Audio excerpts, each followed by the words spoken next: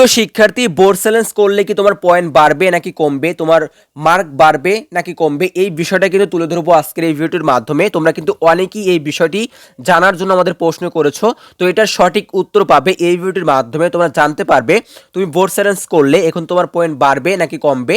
Suppose তুমি A+ পাওনি, তুমি ভালো পরীক্ষা দিয়েছো, এখন তুমি বোর্ড চ্যালেঞ্জ করেছো, তোমার পয়েন্ট বাড়বে নাকি কমবে এটা বলে দেবো আজকের এই ভিডিওটির মাধ্যমে। সম্পূর্ণ ভিডিওটি দেখো, আর রিকোয়েস্ট থাকবে সম্পূর্ণ ভিডিওটি তুমি দেখবে আর অবশ্যই তোমার বন্ধুবান্ধব সবার মাঝে শেয়ার করে দেবে, যেন তারাও এই বিষয়গুলো উপকৃত হতে পারে। তোমরা কিন্তু অনেকেই বোর্ড চ্যালেঞ্জ করেছো, তবে আজকেই কিন্তু বোর্ড চ্যালেঞ্জ করার লাস্ট তারিখ। অবশ্যই যারা করনি আজকেই করে নেবে। বোর্ড চ্যালেঞ্জ করলে কি পয়েন্ট বাড়ে নাকি কমে, মার্ক বাড়ে নাকি মার্ক কমে, তো এই বিষয়টা কিন্তু অনেকেই জানতে চেয়েছো।